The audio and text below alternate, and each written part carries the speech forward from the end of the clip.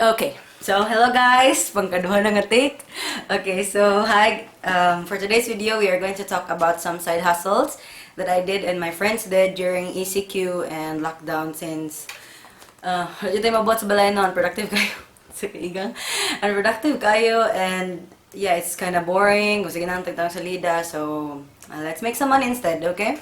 So for the first one, I will recommend Snapcard. Okay, so Snapcard, it is kanang ako ipauna is kanang mga para sa phone. So ang Snapcard is mabuhat lang nimo siya using your mobile phone. I think na siya sa Android o iOS since na ako man siya na-install. Basically, they give you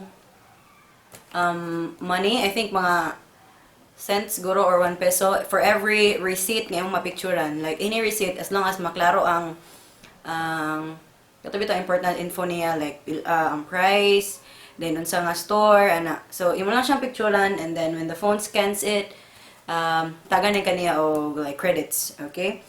For the next one, we have BuzzBreak. So kani pwede ni siya mabuhat sa phone or sa tablet.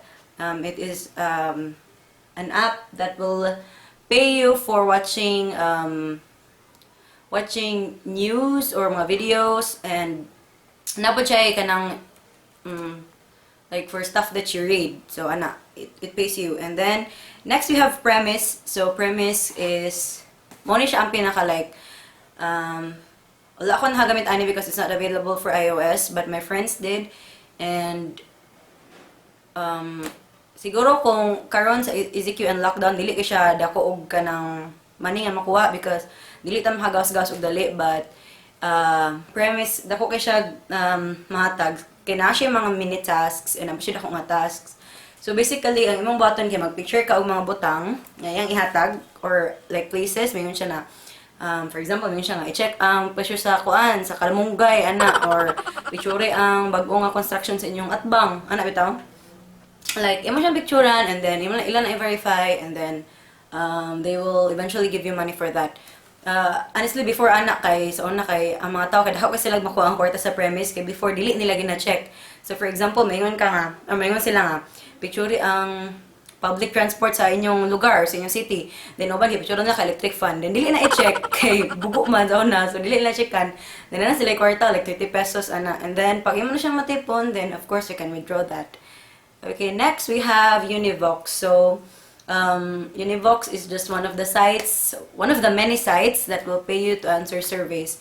So, muna akong ibutang kay mura ni siya akong na-try. And kanang mura ni siya kanang daghan jud kog nakita bitaw because basically daghan kay siya survey. So like ang uban gud nga survey if dili dili compatible imong demographics ilang gipangita, then of course dili ka ka-answer silang survey. But Univox daghan kay siya scope. So, daway kag chance nga makakwarta. So, yeah. And then, so na siya ang mga side hustles or jobs na sa computer lang nimo mabuhat. Okay? So, or laptop. Or as long as na kay Wi-Fi and then laptop, then you're good with this. And headsets, microphones, and stuff like that. Okay? Let's just discuss that. Okay? So, next is online teaching. So, for online teaching, halos tanan na guro na online companies, ESL companies ang gi-applyan, but naka-interview ko, naka-demo ko, naka-proceed ko only with 51 Talk, Bibo, Weblio, Cambly, Just Learn, og Antari. Okay, so the thing is, ang uban mostly sa ilaha is mangita jud sila og na experience na ay certificates in teaching, and most of them kay prefer jud if na kay bachelor's degree or naka-graduate ka og college.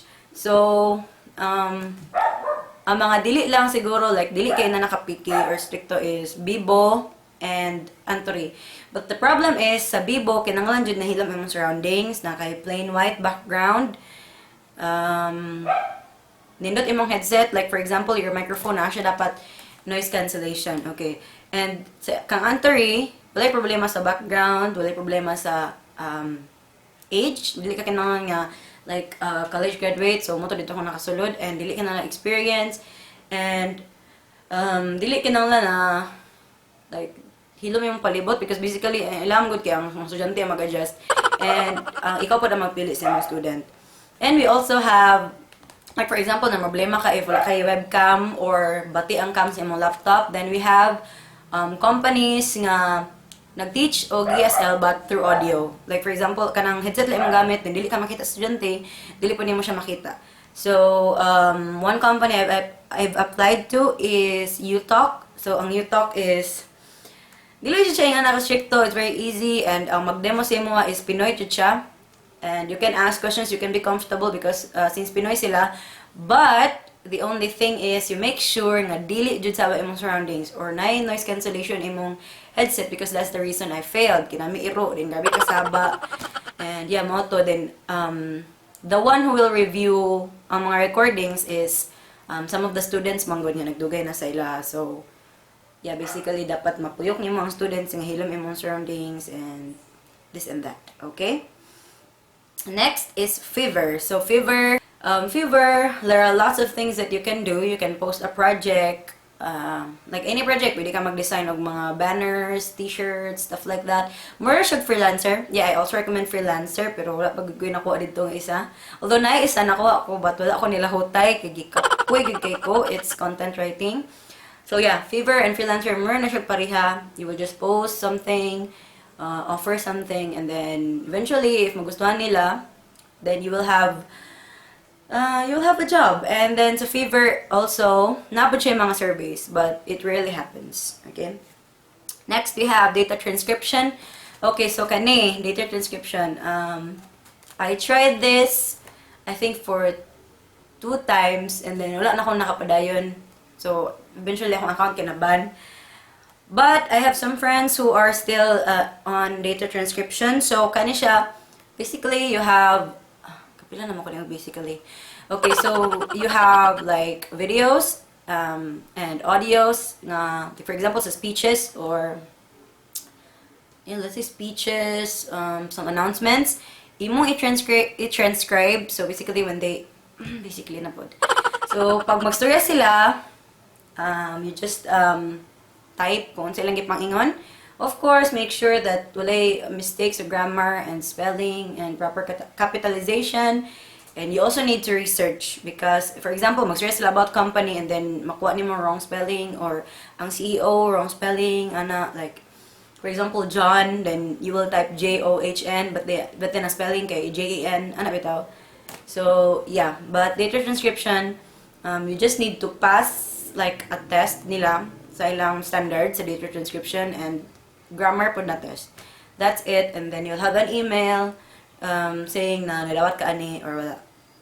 Okay, and last is mining. So, gilas na ako ni siya because not all people are comfortable with doing this. Allegedly, wala akong kasulay. So, most of them ingon nga makalag dito siya ang computer. Okay? So, mining, imo lang siya ipadagan, like mining cryptocurrency. Imo lang siya ipadagan, like while gadula ka, or Facebook, or what, nabaka type na yung documents. Imo lang siya ipadagan, and then, mag-mine sila og cryptocurrency, and then, mag-grow na siya from time to time. But I'm telling you, dili siya nga nakadali makuha. Like, for example, kung dili jud ka whole day gagamit og computer, then, I think, mabot ka o pila ka months, ay makakuha og 500 pesos. Okay, so I don't recommend this, but if maayo ka like mupuyo og mga tawo to join cryptocurrency mining, then you will have referrals. And of course, if naki-referrals, then dali ra mag-increase imong money. Okay, so aside from that, we also have anang extra lang ni. Wala na ko ni siya nasulayhan, but nakasulay ko og train. So wala pa ko na sweldo ani or such nga kanang nadawat jud ko, but I tried the course, training the course. Okay, so it is remote tasks. So remote tasks, daghan siya mga tasks. Ang pinakadaghan is the audio and the video transcription, and then the LiDAR annotation. Okay, natagak siya, whatever. But okay, so LiDAR annotation. So LiDAR annotation, you just mag-draw ka og mga shapes. Mostly is kanang mga moving stuff, like for example cars. And then while ga-move siya sa video, you will draw some squares. Mura bitaw siya og kanang scanner nga pag-scan niya ang mga things nga nag-move kay dapat naka-shapes lang siya. There are also non-moving objects, like for example kanang sa pictures. And then, for example, you are in a car, naggunit pa kag phone, or the phone is in the front seat, ana. So you will just mark the phone as a square, and then dapat precise din na siya. So I've heard na if like you really pass the course and then padayon ka na mag-work ana, and then you get really good at the job, then naay instances na mabot og 30k per month imong sweldo ana. But yeah, dili jud siya nga naka-easy, and but I know worth it jud siya pag human siya, because nindot magud siya nga job. Like kung ma-master na bitan nimo, dali na kay siya, like sige na kag drawing ana. Okay, so much for that. Like, muna na siya akong maayon nga mga side hustles and online jobs, no? But I hope that you check out the description box below and make yourself productive amid this quarantine and lockdown. I hope you guys take care, and salute sa mga frontliners dira, and unta mo man na siya na pandemic, no? Let's pray for everyone's safety. And yes, bye-bye!